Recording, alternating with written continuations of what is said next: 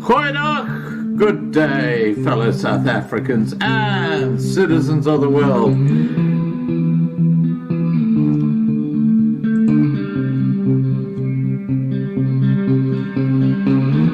I've been looking around for salvation.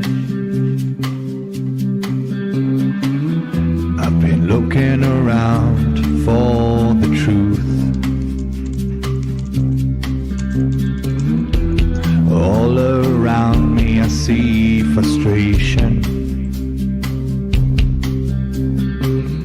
and I looked all over till I found you. I sit and listen to your stories, and you're telling me, please don't worry. Lot in this world you should know, and love in life is where you should go. If you're looking for somewhere to go, if you're looking for someone to know, if you're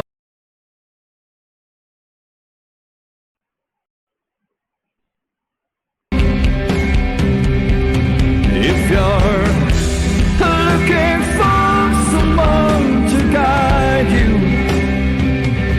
then love in life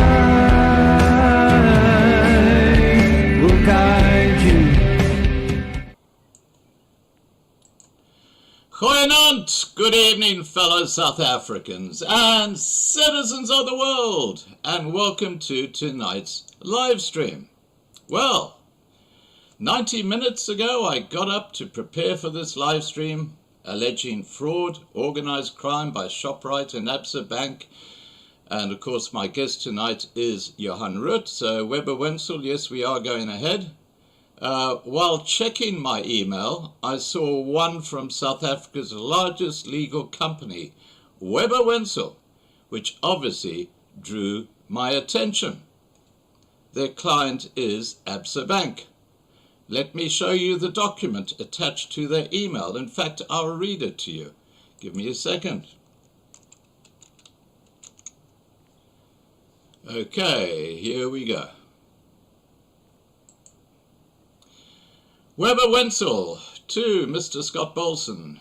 Dear Sir, letter of demand in relation to the intended broadcast of the following live Shoprite, Africa's biggest retailer, implicated with ABSA and Barclays Bank in organized crime.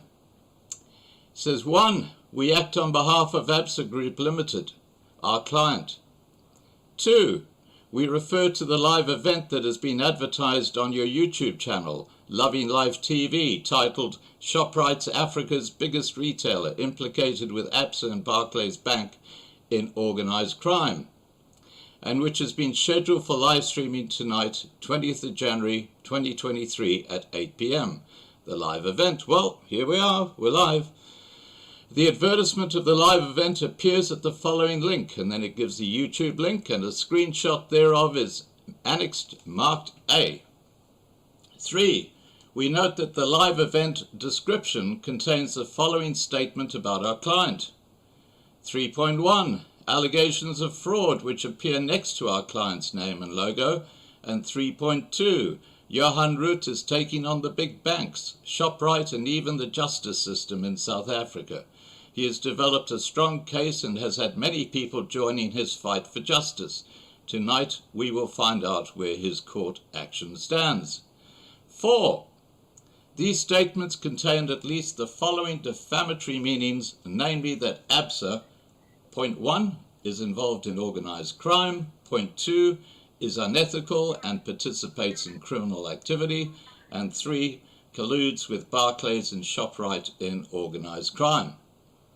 5. These statements and allegations are per se wrongful and were published by your clients recklessly and or maliciously and with the intention of defaming our client. They are without factual basis and entirely false, and have been published by you with the intention of harming our client's reputation and commercial interests. 6. We are instructed that Mr. Johan Roodt, quoted in 3.2 above, has made innumerable false and defamatory public statements concerning ABSA in the recent past. Our client has been at pains to diffuse the defamatory allegations made by Mr. Roodt in various public platforms concerning our client, and our client intends to bring proceedings against Mr. Roodt in this regard. 7. In the premises, we are instructed to demand, as we hereby do, that you provide with us a written undertaking that you will not proceed with the intended broadcasting of the live event. 8. Should you fail to comply with the demands set forth above by 7 p.m. tonight, Friday the 20th of January 2023, alternatively, should you proceed to broadcast the live event, our client reserves its rights, including to seek legal recourse against you, which may include launching legal proceedings, including a claim for damages and the appropriate cost order. 9. Our client's rights are reserved, and then it's signed off by Dario Milo, partner at Wentzel. Well, first off, let me just welcome those members of Wentzel who are watching tonight. And let me also just say that any legal action that's got to be taken by any party should be directed at me. And because I am the one, personally, who agreed to give Johan Roodt a public platform. And I just want to make that very clear. And we will be hearing his arguments tonight, and I've personally made the decision to proceed regardless of the legal threat sent to me. Let me tell you something. In the last 24 hours, I have been approached by several other people who are also alleging fraud against ABSA Bank and have requested a live stream. I will be happy to share their stories in the future, one way or the other. I would encourage anyone else listening who has faced similar actions by banks as discussed tonight to contact me through my website at lovinglifetv.com. And if one of the moderators can drop that into the side chat, that would be appreciated. As an old fart, I am not scared of legal threats. In fact, I see this letter I received as blatant intimidation, bullying, if you will, especially by banks. In fact, I was central to a similar action to this just over 20 years ago, where I went to court and after winning, sued the pants off those who initiated the action. The publicity at the time was quite astounding. Just hope you're listening, Wentzel. I'm going to get my guest Johan Roodt on so that he can now tell his side of the story. And please remember to register on lovinglifetv.com. I'll drop this into the side chat to be kept informed. Here we go. All right, let's get Johan up, shall we? Here we go.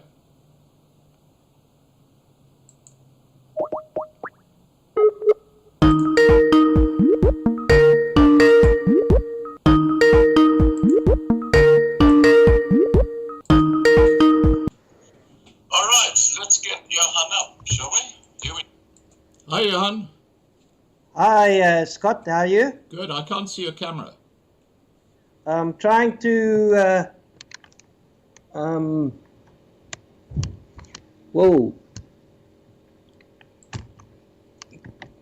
Okay, guys. While Johan's just organising his camera, please, if you have questions. Was working earlier.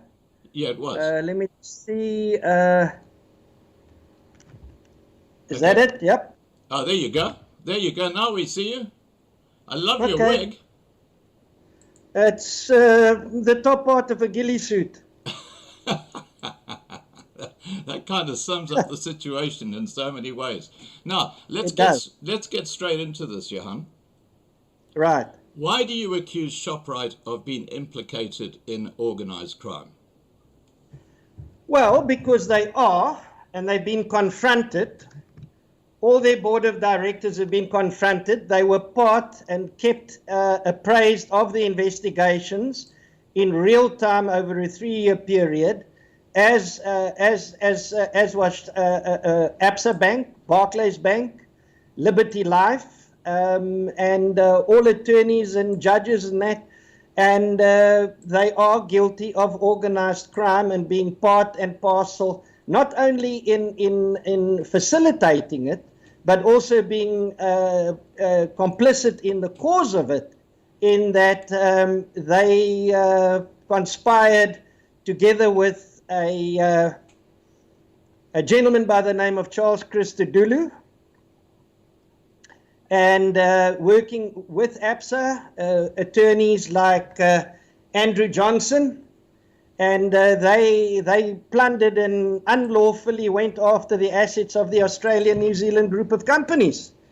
Principally, the main thing where ShopRite came into it is the company, one of the companies in the group called Theodore 119cc, owned a building in Flagstaff which ShopRite had leased from Theodore for, at that time when all this happened, for 15 years, and it was about to renew. I wanted to call him a gentleman, but he's not, he's really a gangster.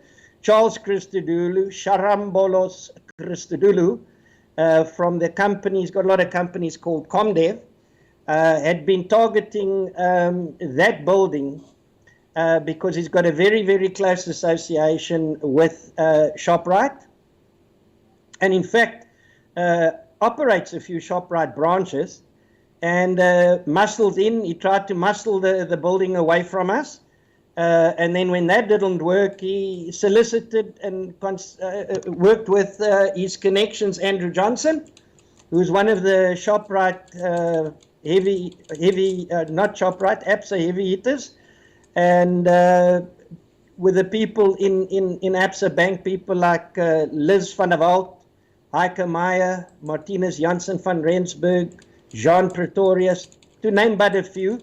And with our own attorneys working together, we did not owe ABSA any money. They fabricated a story and basically sued our group, alleging that we owed them money as sureties for another company, Fantastic View Property CC, and they got the show going in the Grahamstown High Court, and it turns out that they only had they lodged it, got the first hearing, which was somewhere in June or July, on the 7th of June or July of 2018. It was basically just discovery issues, which was in front of a Judge Goosen, and they completely deceived us with our own attorneys, who was Megan van Wilderman, and our own advocate Willem Willifie. Made a big song and dance, got huge money out of it, pretended like the matters had been in court, completely manufactured fraudulent orders, and the matters were never in court, never in front of a judge. They just in-house manufactured it, charged us all the money, and then in doing that, they used the fraudulent orders, uttered that, bringing in the master, the Grahamstown master, Flip van der Wal, bringing him into action, and of course then enters in Kurt Robert Knoop. He calls himself Kurt Knoop.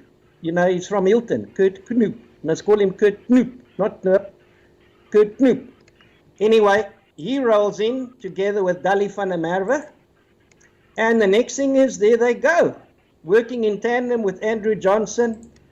The whole lot, we get evicted out of our house. They take the buildings, they take our filling stations, the whole toot, destroy about 130, 140 jobs, all the dependents in all of that, the kids and stuff like that, probably between 900 and 950. And we then discovered that took a long time, took 4 years of investigation, and we discovered, boy, the unbelievable is actually so. It was never in court. never enrolled, never heard, never recorded. The orders by the documentation, not my word. I can have an opinion. I can be an aggrieved person. But I have documents here that was put into the public domain. This here is it's a media statement dated the 2nd of February 2015. It by the Office of the Chief Justice. And it says fraudulent court orders. I'm going to read for you. I've actually got that document. I'm going to put it up, but this one's actually dated 2nd of February 2017. Correct. Then we've got, following up on that, Do you want to just read from that, what it says? Okay. I'll just read the main parts. It expressed concern about the prevalence of fraudulent orders.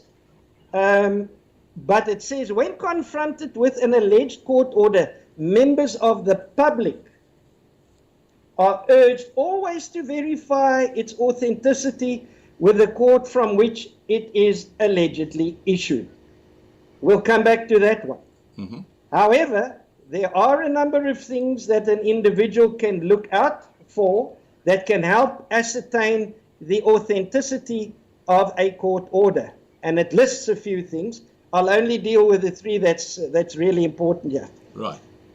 The first one says the order will have the emblem of the Office of the Chief Justice affixed to the top of it. Not maybe, not if, it will. It says the date stamp of the court will be affixed. And then the third thing is the court seal will be affixed to the order. Now,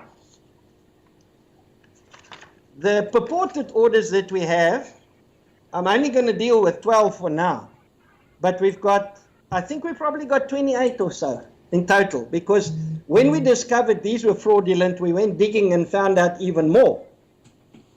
And it unearthed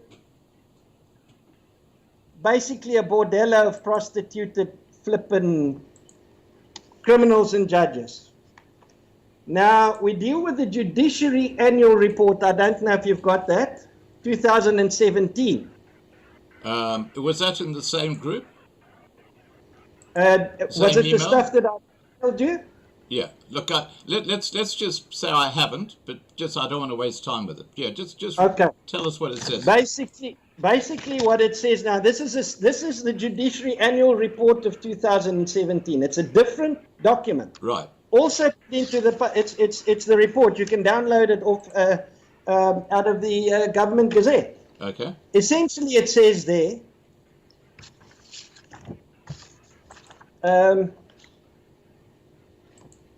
Considering the significant impact fraudulent, or this is 2017. Right.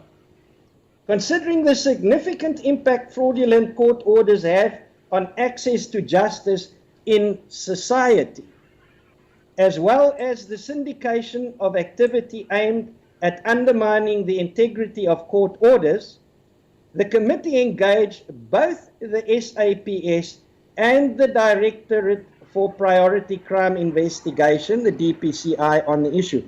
So SAPS and the Hawks, separately. As a result, the production of fraudulent court orders was identified as a national priority offense. And the DPCI was tasked with the investigation thereof. Here's a nice part. The committee further recommended the introduction of a court order template with standard identifying features and the use of the judiciary emblem. A unique court stamp with unique features that prohibit fraudulent duplication was designed for use at all superior courts.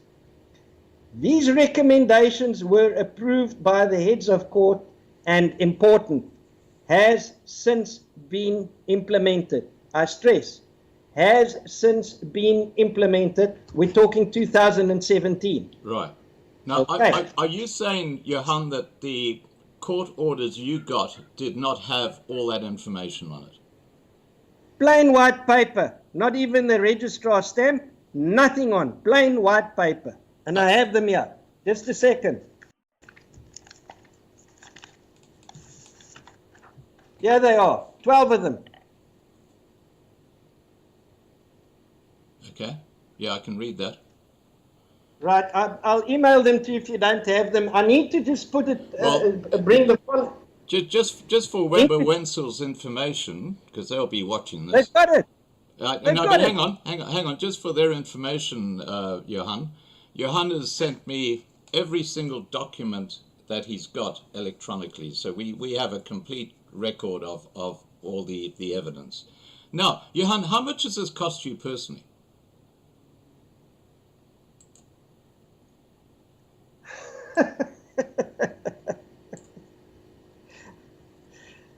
It's the total claim, the damages alone, with all my people and everything, is probably going to be over 2 billion rand. Wow.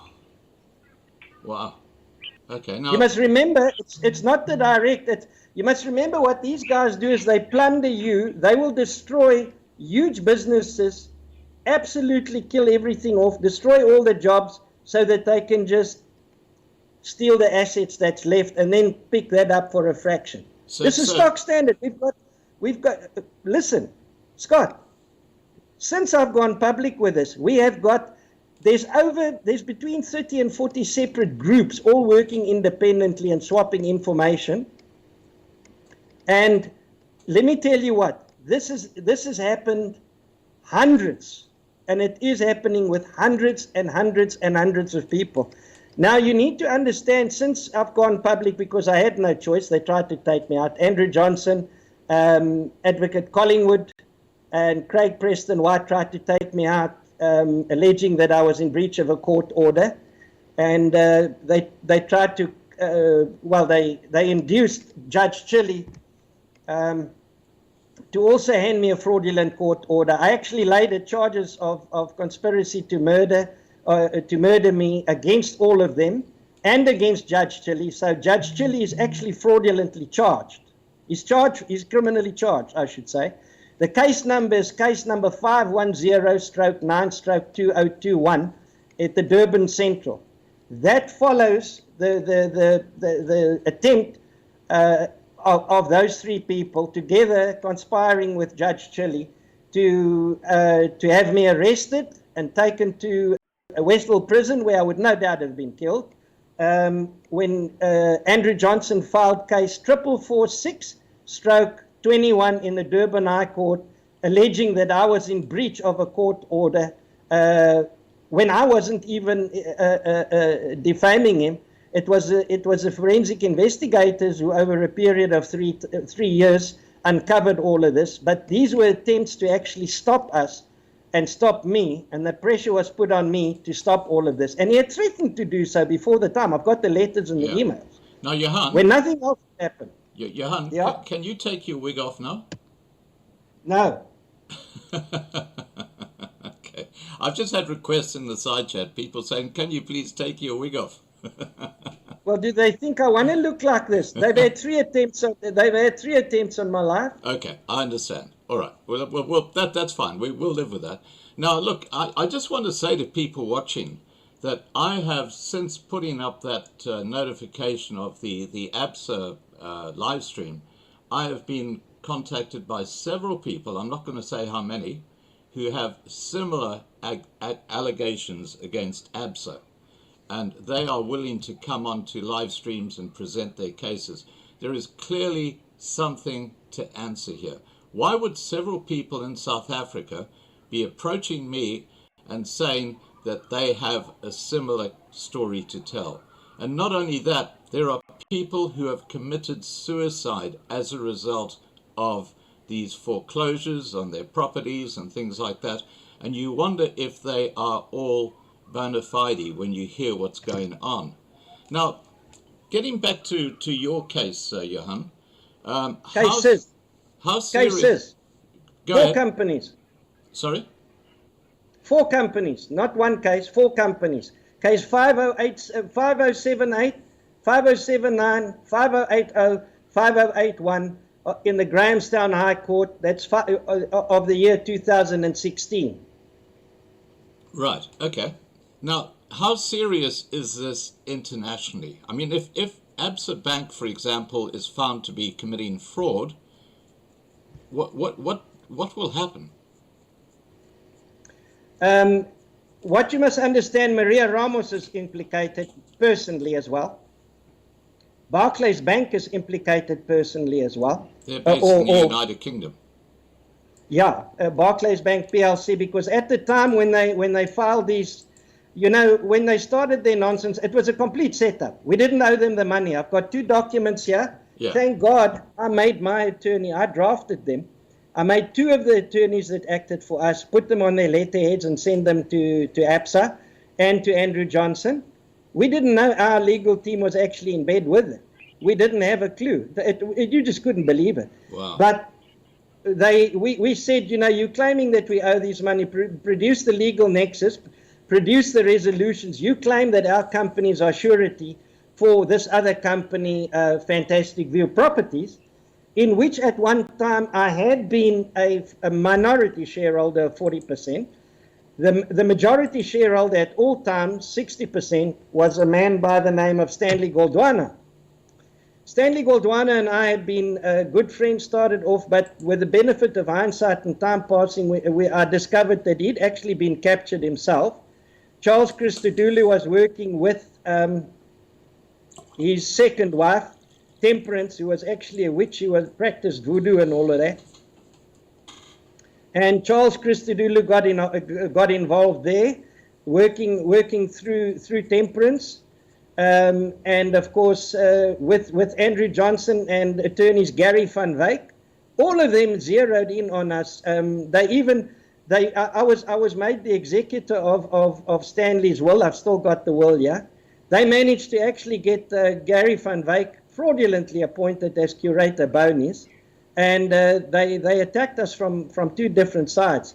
But my concern here is we're going back to ABSA. We can do that, but there's so much, because in all of this is going to be implicated also later is Petro SA, who's wholly owned by the Central Energy Fund, which is owned by the government of South Africa. And at the time when this happened, around about 2018, I also had letters written that by my then attorney Andre Kitching to President Ramaphosa, his brother-in-law Jeff Radebe, who at that time was Minister of Energy, Tito Mboweni, and Pravin Gordhan. Not only were they emailed to them, they were delivered at my insistence. They were delivered by courier to their offices. Those letters cost 1,000 Rand each to be delivered by those couriers. The waybills are here, they signed. There's even an acknowledgement of debt from Pravin Gordhan's office. I am now here today, as I'm sitting here, according to the criminal laws, the criminal acts, I'm accusing the government of South Africa of being a criminal organization.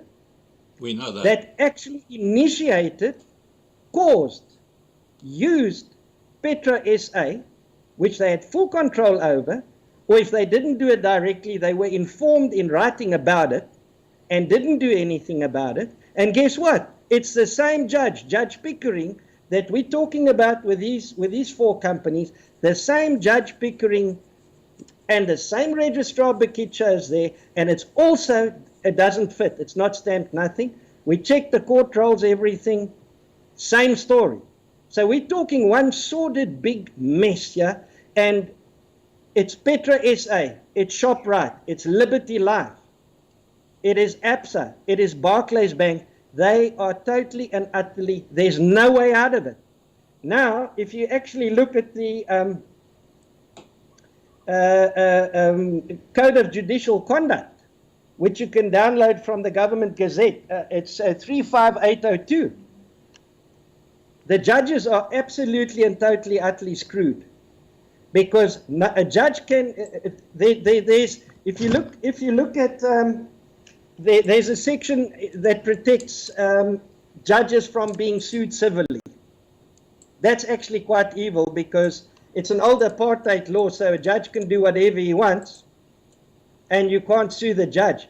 But A judge can rape, then he's a rapist. A judge can murder, then he's a murderer. A judge can be involved in organized crime, then he's a gangster. Now, these judges, by these documents that are out, that was put out by the Office of the Chief Justice, if a judge sees that, if an attorney sees that, if anybody sees that, remember these things were put out in the public domain for you and me and the man in the street to be able to discern what is a fraudulent order and not. Right. How much more a judge? How much more an advocate? How much more an attorney? So now that makes the judges, the attorneys and everything, they're complicit.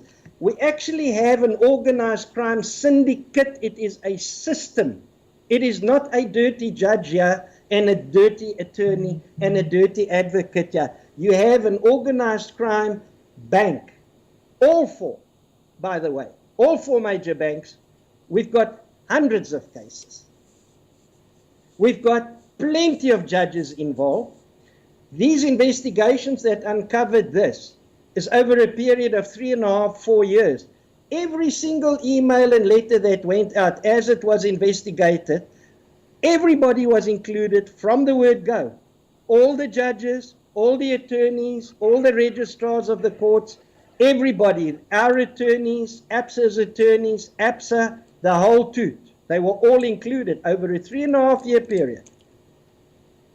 They never answered a damn thing.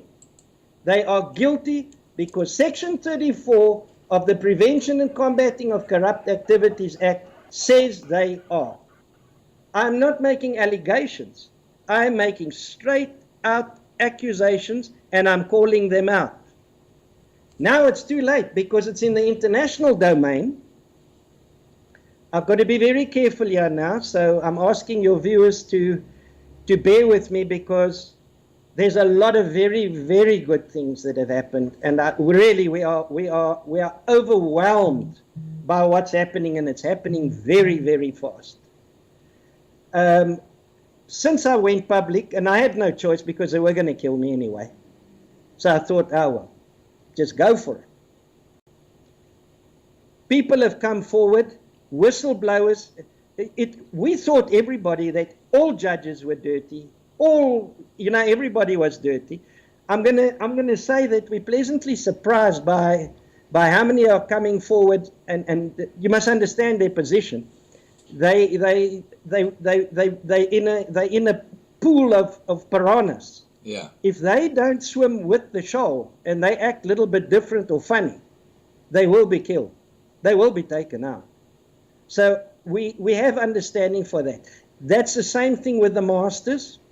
It's the same thing with some of the liquidators. Some of the people, I'm going to say masters, liquidators, judges, registrars of the court, I'm going to pool the whole lot. And I'm going to say out of all of that, out of all those disciplines, we've had people that have come forward. Some have clearly got an attack of conscience. They've come and they are coming forward and they're leaking out the stuff. And they've shown us where to look, how to look, all of that. Some people have actually developed cancer, and their conscience, they're scared of fear of facing God, and thank God some of them are scared of that because it's a terrible and fearful thing. People don't really know God, but I can tell you what, if you have a real meeting with God, it's another story. Now, these guys are coming forward and they're helping, these judges and liquidators and attorneys and advocates and stuff like that will have heart attacks if they know what's coming out. And it's coming out in droves. I mean, people in the bank have come forward and they are, and you must remember, this is in over 30 separate groups. Eh? It's not to me. The whole thing has been set up so that if I die of COVID or get assassinated, it's not going to change a damn thing. We knew what would happen, and we've got very, very, very good help from a lot more experienced people than I wouldn't have stood a chance at all. And so everything that I say to you, it's already in a lot of different places, domains, overseas, locally, in a lot of different I'll just say that it doesn't matter if you hit 5 or 6 places, it ain't going to go. And it's poised so that if any one of these people get assassinated, get taken, or die in any unnatural way, it's uploaded in I don't know, I don't understand the technical thing. Then there's access codes that's going to go out up, I don't even know how many thousand people. And the judges and the attorneys and that, and the banks and all that will be included. ShopRite checkers will be included. Now getting back to ShopRite. Every single one of these emails went out to all of them, including Christo Visa. The whole lot, the whole board of directors. Now, Charles Christodoulou is involved with ShopRite checkers. We're extracting all the stuff out of them right now. Kurt Knoop was selected by ABSA and Andrew Johnson. They are fuss. Do you know something, Scott? You're not going to believe this. They went so far, but why I say this is an entire system is that, first of all, in March of 2021, myself and an investigator went and saw Advocate Willie Hofmeyer. We had 2 meetings with him up in Pretoria. He used to be the head of the former head of the Asset Forfeiture Unit in the National Prosecuting Authority. And we met with General Labaya. Now, that was in 2021. Now, these documents that I've just mentioned is 2017. We didn't know about those then. But when these fraudulent orders were put in front of them, they identified them as fraudulent in 20 seconds. Wow. We didn't know at that time. We didn't know at that time that the Hawks had already been engaged according to these documents and by the Office of the Chief Justice, to sort this out and investigate, and they mandated to deal with it. We didn't know that. I know that now because we've uncovered all of this. The point simply is this. There's nothing new. The fact that it was addressed is because of the prevalence of it. We're not talking an isolated case. Rather, now I must give credit where credit is due, rather than to lay the charges at that time, some of the groups and the members and stuff like that suggested that this was so unbelievable that I didn't lay the charges, I didn't fill in the affidavits. We wanted to see, we expected that these guys would start covering their backsides and implicate more people, as they start going. Well, the chief registrar in Grahamstown is a lovely, lovely lady called Lauren Marshall-Reen. Beautiful girl, Christian lady. Man, when the pressure hit, she actually, together with her registrars, Bakicha and the whole gang that was down there, they must have had the whole of Grahamstown, the varsity, all the judges, all the attorneys, all the advocates. They must have worked right through the night. But they manufactured what they called their investigation findings and took pictures of the outside, what they allege was the outside of the files that couldn't be found, and gave a report and even manufactured a fraudulent court roll for those 3 dates, the alleged dates, the 24th of June, the 14th of August, and the 22nd of August. Andrew Johnson did an affidavit to say he was there at the giving of the orders. Mike van der Veen, the attorney in Grahamstown acting for ABSA with Johnson being the correspondent attorney, he's got an affidavit in to say he was in court all 3 days at the seat of the court, himself, personally, nobody else. Aside from them being absolutely, totally fraudulent, not by my saying, but by the documents of the Office of the Chief Justice, as I've said, you're not going to believe this. The 24th of July, there's people now, I tell you what, that are they're gonna lose control of their bowels about what I'm going to say now. The 24th of July of 2018, I've got the documents here. All courts were in recess, I think between the 2nd or 3rd of July till the 29th of July. The courts were on holiday. They manufactured a court roll with 43 cases listed there. The court wasn't there. The people were on the beach. Unbelievable. Well, unbelievable.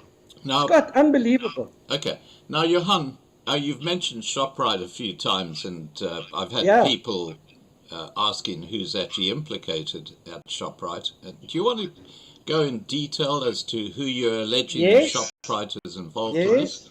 And is Christo Wiese himself involved? Christo Wiese is implicated because he was personally cited in numerous emails while this happened. In fact, this letter that Wentzel wrote to me when they tried to also, the same thing they did to you, they tried to scare myself and IG World Network. They tried to stop the airing of that one, which by the way had almost 2 million views the first night. The whole of ShopRite, all the board of directors, including Christo Wiese, were included. I've got his PA's email address. Her name is Anel. Does that include Whitey Basson as well? No, Whitey Basson doesn't include him. Okay. Well, if he was on the board at that time, it might include him because as a director he would then know. But as far as I know, I didn't cite Whitey Basson directly, but I did cite the board of directors and a few of them by name, but Christo Wiese definitely, yes. Right, okay, I've just asked that question because someone asked that in the side chat. All right, carry on. And they were all informed. When we started engaging, Attorney Ricky Erasmus again addressed that with them, but they know the whole story. They were informed of it. They were informed of the criminality of it. But because there's definite indications that Brian Heiberg, and we suspect, we know Christo Dulu was busy doing a deal there. I would definitely say with Brian Heiberg and likely De Toy and probably Andre Vissers. I'm now guessing about the others, but I'm pretty sure it would include Brian Heiberg because he's their main property guy, leases and stuff like that. But the point is that the board of directors of Checkers knows about it, and they were told about it. They had every opportunity to, first of all, it's mandatory that even the allegations of serious crime like this had to be reported to the Hawks. You don't have a choice. Section 34 says, even allegations have to be reported. Right. You can't take it upon yourself to investigate and get your own findings. There's nothing stopping you from investigating, fine. But you still have to give it to the Hawks to investigate. So they were told that over and over and over. So as they sit right now, I'm calling Christo Wiese out, and I'm saying that he is guilty of concealing, knowing about it, because that's how it works. If you ought reasonably to know about it, and you keep quiet, you're concealing, you're aiding and abetting. Now, of course, ShopRite, it is absolutely clear. You must remember, we were coming to the end of that particular lease after 3 periods of 5 years, and it was coming to an end in March of 2019. They'd been given a very, very preferential rental at that stage because they had actually sorted and decked the whole shop out, at their expense. So they were given a preferential rental to amortize their input costs over the 15-year period. Now we were getting to the end of the 15-year. So Brian Heiberg, he concealed this in the recent letters, and so did Checkers, and so did their legal beagle. But the point is, they said that when they were getting shaken up, incidentally, our companies aren't liquidated. I went to CIPC, they're not liquidated. We're now waiting to see if Kurt Knoop's going to try and fraudulently put papers in there to liquidate it and have it, on record at CIPC that they liquidate. They're not liquidated. Wow. I actually went and opened a bank account after 4 years later. Obviously not with ABSA. Well, the point is, either the companies are liquidated or they're not. Yeah, no, I get what you're saying. All right, now we get to ShopRite Checkers. they continue. We suspect that we've extracted from them that they're paying the rentals into the trust account of Mancy Knoop, which is Kurt Robert Knoop. And we suspect that there's some money laundering happening because it would appear that they continued paying at that lower rental just with the normal escalations. But we know that Charles Christodoulou would never have accepted that. And it's 4 years later. We suspect that there's laundering going on and that there's going in two different accounts, because Shoprite very carefully worded their letter when it was demanded in the demands. Their Popia or something like that. It was demanded that they disclose what the story is. The wording goes something like this: that our rental and other financial obligations. Now, in 15 years of them paying their rent, it was always just the rent. I don't know what this other obligations, financial obligations are that they refer to. But I suspect it's a very careful play on words so that they could later turn around and say, but we didn't really lie, because we did say other financial obligations. But now this is brand new. Now I've got money on it, Scott, that Shoprite is hiding it, because there's a deal that's gone on between Christodoulou, Shoprite, Kurt Knoop, Johnson, and all these guys. And they used ABSA as the conduit to actually get to us.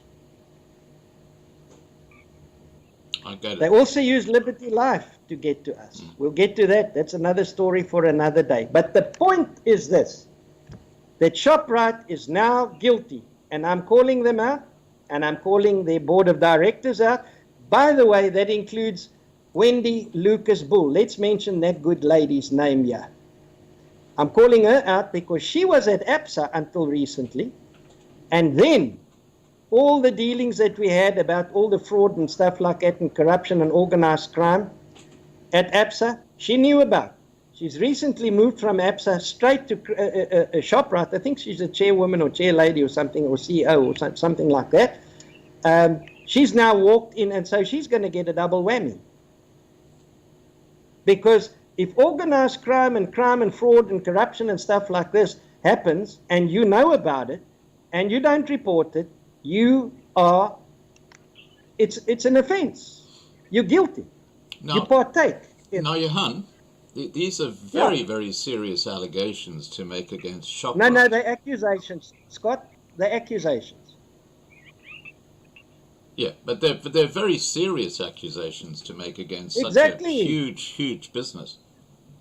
Exactly. They've always been, it would appear, above the law. Judge Zondo, in his commission, his findings were that, and you can read it, it's all over the place. Although, it spins wheels, they said, the huge companies are implicated in all of these allegations without, play around and not doing anything. They are serious. They couldn't be more serious. These crimes and laws that we're talking about, basically, it runs parallel and in tandem and are templates, more or less, of the RICO Act, which is an international racketeering act, and most countries, with small little changes, basically it's the RICO Act, racketeer influenced, corrupt organizations. That's how they really nail organized crime. Right. So they are serious, and these are the charges. We're talking corruption, we're talking fraud, we're talking uttering. ABSA, Barclays, Shoprite, the whole lot know about these things. These things were pointed out to them. The fraudulency of the orders were pointed out to them. They had the opportunity, if they were not guilty, they had the opportunity of saying, whoa, Mr. Roodt, we didn't know about that, but we will report that to the Hawks. That's what they should have done. But they couldn't.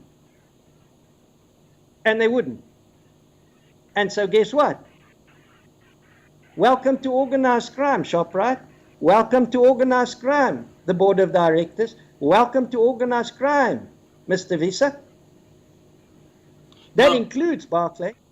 Okay, now, Johan, can ShopRite's formidable legal armada, or claim attorneys, client privileges, can they try and deflect or defend or cover up clear major fraud in the High Court?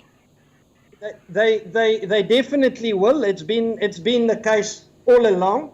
You see, what you must understand, this entire system is designed so that, and has been designed and has been functioning for about the last 30 years that I'm aware of, where because of the complexity of the law and Latin and stuff like that, it's designed so that a guy like you and me, when something like this happens, you've got to go normally to an attorney. Yeah.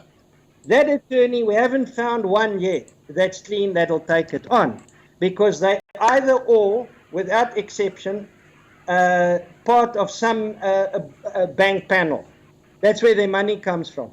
And I don't care which bank panel they're on, they all work together. The attorneys are actually part, in general, all part of organized crime syndicates themselves. Now, not all are, but not all judges are, and we found that now. It's coming out, thank God. More than we thought. Same with the liquidators. By the way, there's no such thing as a business rescue practitioner. He's not going to rescue your business. We've got Kurt Knoop and a whole lot others where people have died, where it's just no straight, there's no money owed, no bank involved. They get appointed as executor of wills, and the people don't get their money. The same goes for the banks. People can't get their money. Yeah. We've got one guy, his dad died 18 years ago.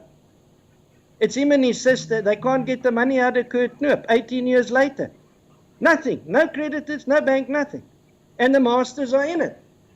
The liquidators and the masters work. Yeah. Johan, I just want to address people listening and who will watch later. And that is the fact that Loving Life TV does not necessarily accept everything that Johan says, but we are just giving Johan a voice because it's not just Johan who's raising these issues. There are a number of people who are raising these issues as well, and they're going to be talking to us on live streams in the future.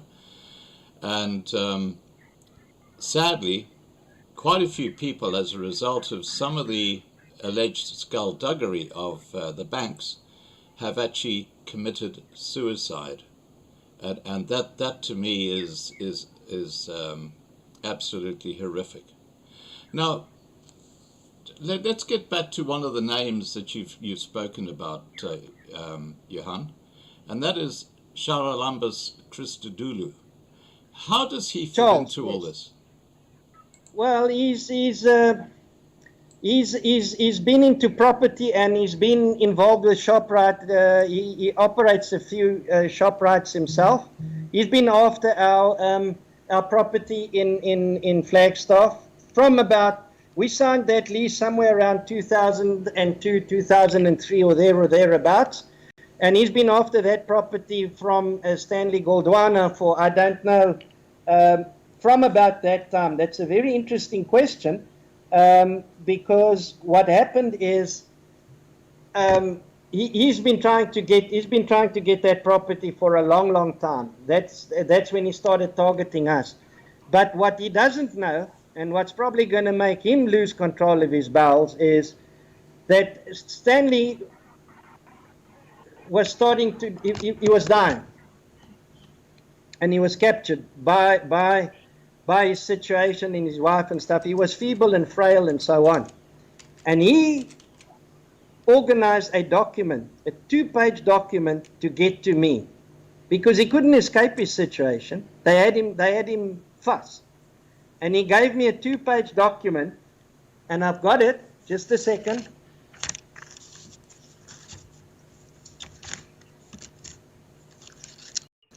All right, guys. Here we go. Yeah, okay, carry on.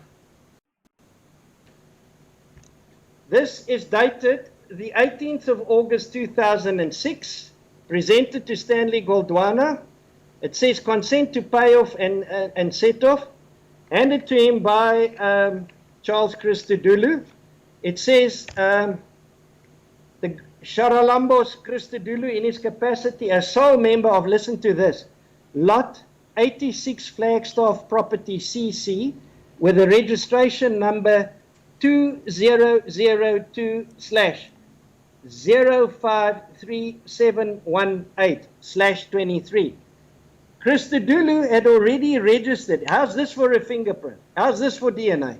He had already registered a CC by the name of Lot 86 Flagstaff Property in 2002. He was after this property from 2002. This is how long it took them. I've got an affidavit, yeah, that spells it all out, but he was after this property for I don't know how long. If I actually Googled Earth 86 Flagstaff Property CC, and guess what? It exists. And guess who's the owner? Charalambos Christodoulou and Comdev. And it gives his address, the registered office in Flagstaff. Fuss. But what's the significance of him owning that property? The significance is this, that Charles Christodoulou was after that property to hijack it and capture it.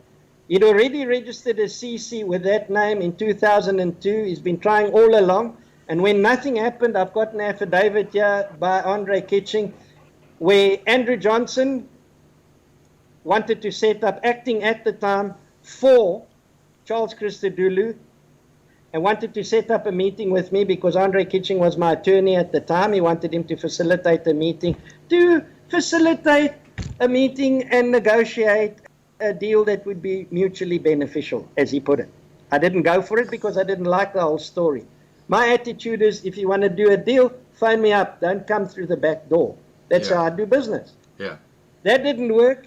Enters Gary van Wyk, who then says to Andre Kitching, he represents Charles Christodoulou. Not ABSA. Charles Christodoulou. Same story. When that didn't work, the next thing is, then Johnson also phones. Same story. When that didn't work, Johnson swings in. He gets hold of Liz van der Walt. They supposedly call up claimed indebtedness of the group to ABSA, which didn't exist.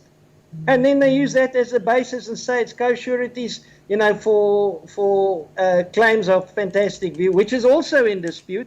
And that's where Liberty Life comes in, but that's a story for another day. Now just getting back to Stanley, was he brought in as a director because of black economic empowerment? No. Stanley and I were good mates when we met. He had actually fallen on hard times. He was about to be sold out by the banks in 2002, 2003, but he had a lot of property. He had about 10 or 12. He had a law degree. He also had a degree in Afrikaans. He was a lecturer at the University of Transkei. He was the chairman of Magwati Estate back in the day when Magwati Estate still existed, and it also won tea prizes, and he had to go overseas. So he was a very, very good businessman, very charismatic guy, really. Okay, so I only raised he was that 60% shareholder. I only raised that question because it was asked in the side chat. Now, okay, let's move on. Who are the liquidators used to utter the purported liquidation orders to the master of Grahamstown, Flip van der Walt, who used the fraudulent purported orders to appoint Kurt Robert Knoop and Dali van der Merwe as liquidators? That's it. Well, over now to you. we in the groups that I am in, we've got more than 40 separate cases where Kurt Robert Knoop features. But those people can give it to you. You're gonna have one after the other. Kurt Robert Knoop is, without a shadow of a doubt, the dirtiest of the dirtiest.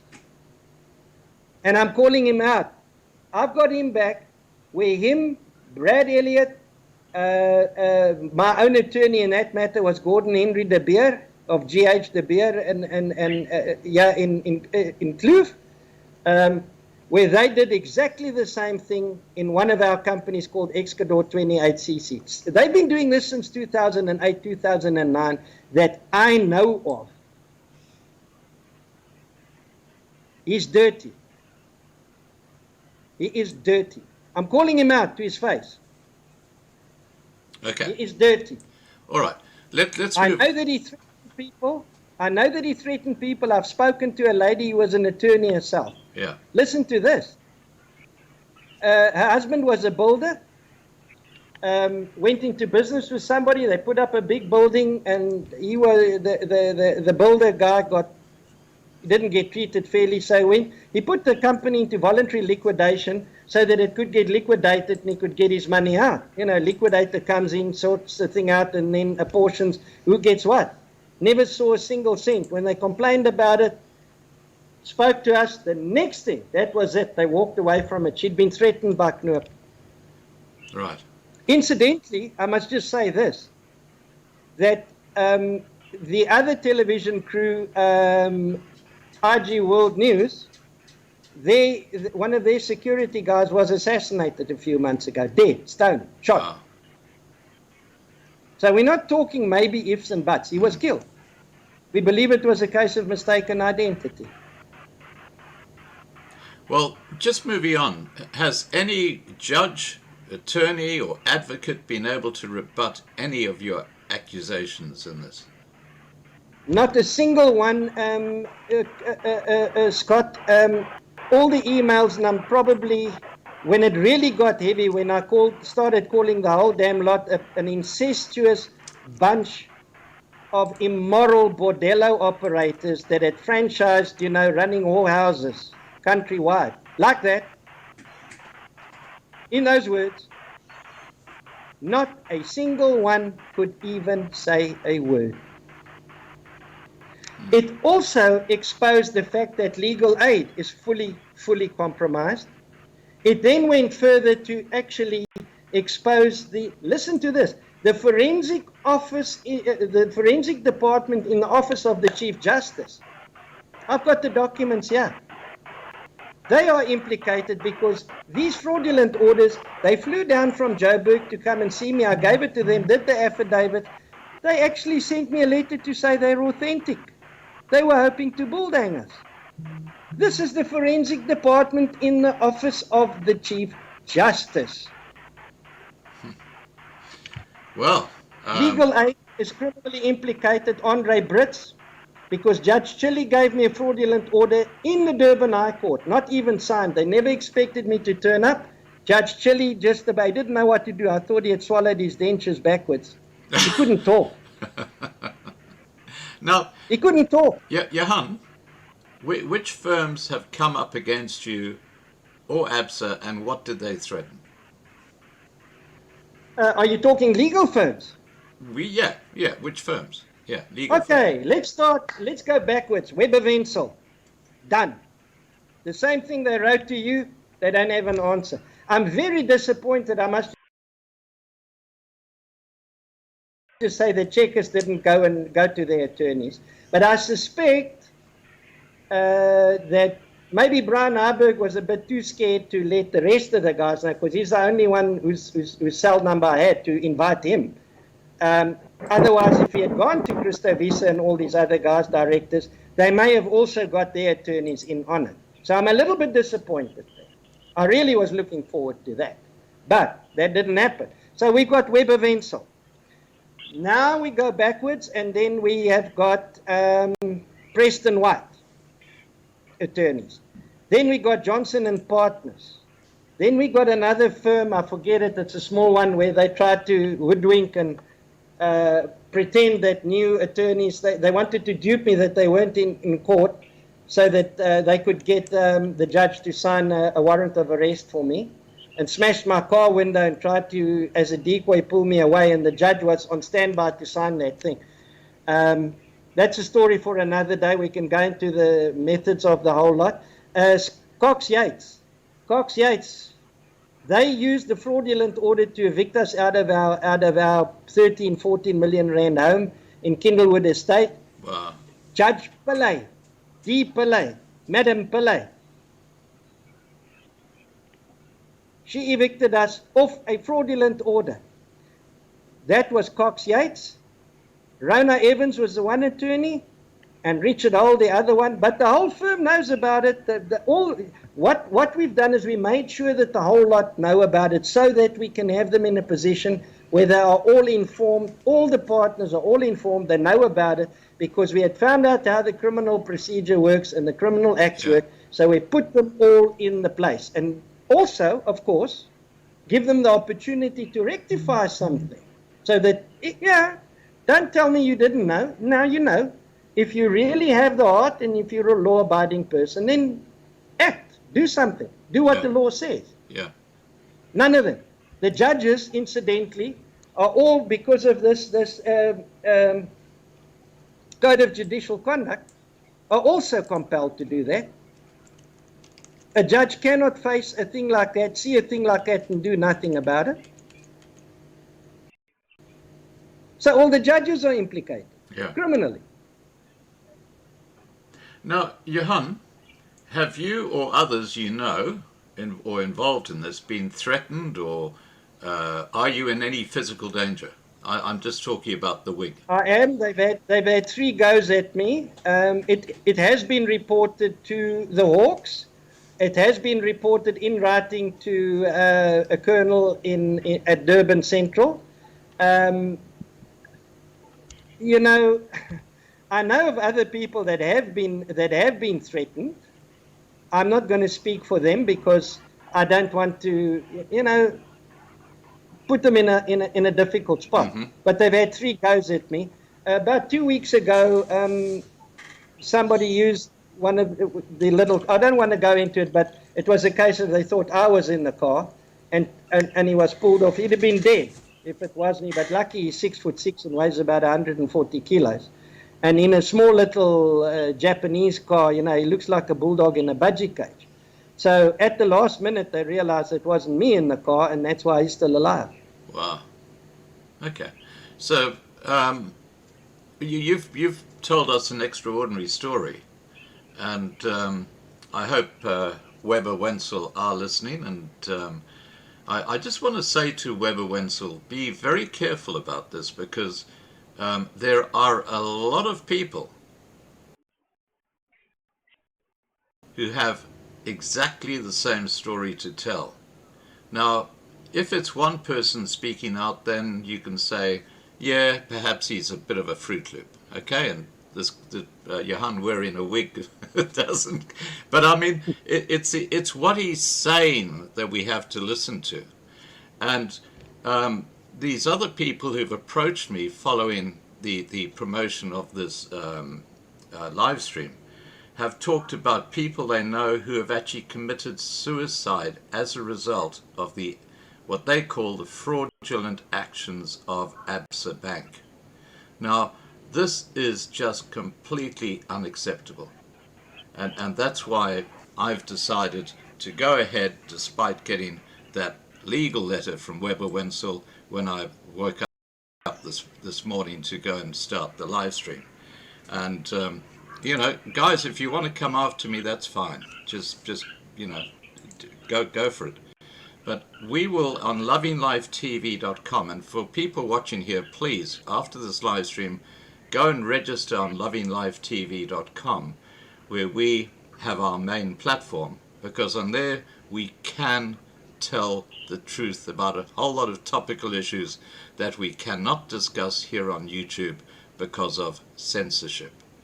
And my message to Weber Wentzel is, look, I'm an old fart, okay? So I'm not spooked by a letter arriving by email threatening me. I mean, it really means nothing. Now, okay, I'm going to wrap up this live stream shortly, Johan, and I hope you appreciate that you've been able to put out to the world your story. I do. I thank you. You're very gracious. Thank you, Scott. Okay. Now, look, the question I've got here, and there have been quite a few which I've responded to during the actual discussion, but Ross has written, what I'd like to ask is, who one would go to ensure sufficient justice is served at the legal society we're talking about. Would we have to go overseas to get help? We're fortunate in that we've got overseas people already involved, already in South Africa, and it's actually turning up. I've got to be very careful what I say now. I find myself in a situation that's like way over my pay grade because of the geopolitical stuff that's coming into this now. You must understand that I'm actually ordained pastor. And so I've got a lot of friends overseas and that South Africans that have left and that are in close workman and association with a lot of other churches in America and Britain and stuff like that. And some of these churches have got good lawmakers in. I'm not going to drop names, really. They're big names and they're in their churches. And these guys have taken it up and they're starting to put pressure on their own investigators in these other countries, and because foreign banks are involved, and because of the level of corruption, we're talking Barclays and so on. Remember, Shoprite is listed on stock exchanges outside of South Africa. Yeah. And I must just say a quick thing there that a listed company, the cannabis company like Labat,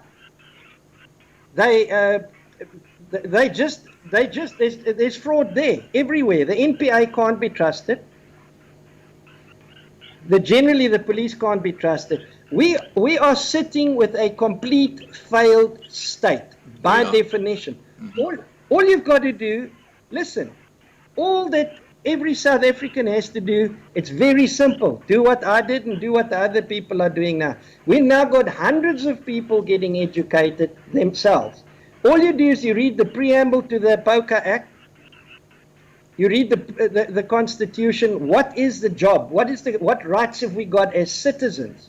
That's not happening here. We are all meat and plunder for a completely failed state. It's not just a failed state. It is an organized crime state by definition.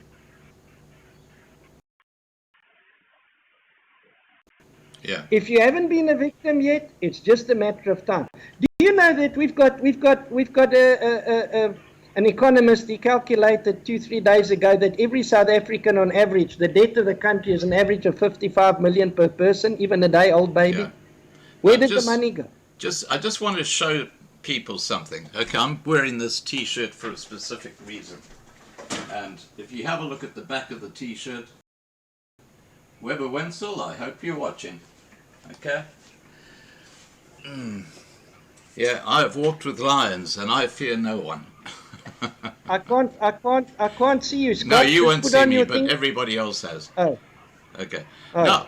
Now, Johan, thank you. I'm going to wrap up this live stream now, and just for everybody's information, this live stream will be archived on lovinglifetv.com in a very secure location.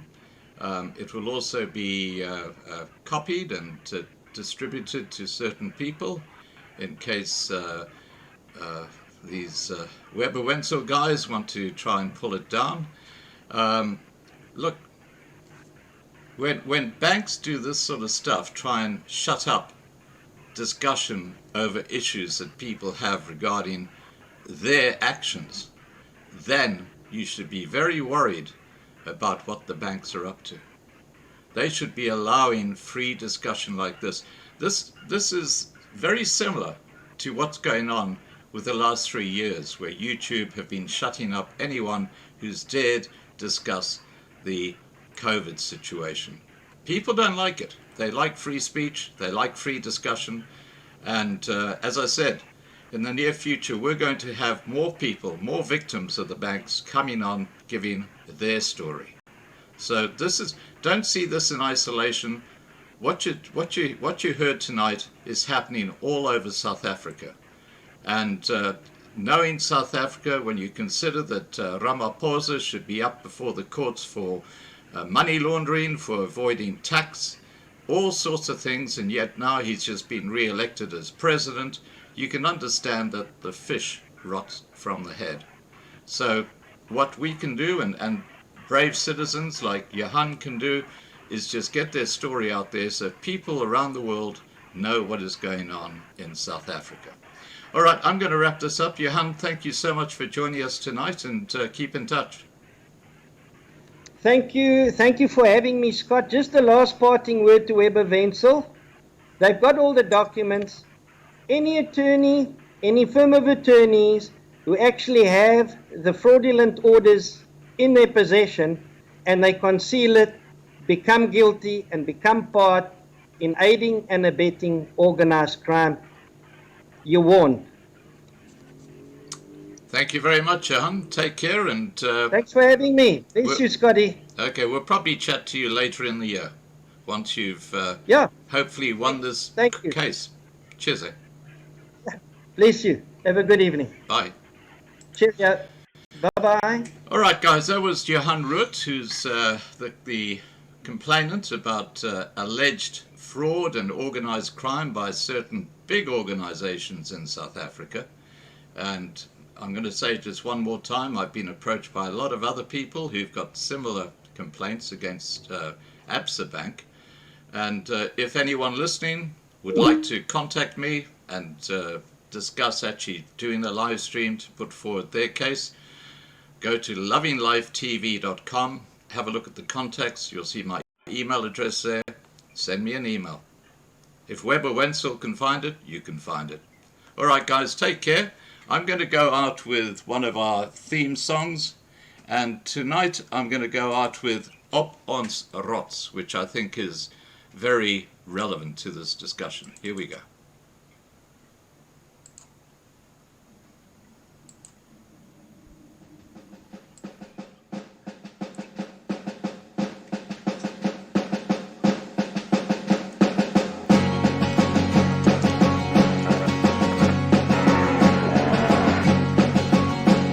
Ons loop hand aan hand op goue warm sand, so baie wat ek wil hê.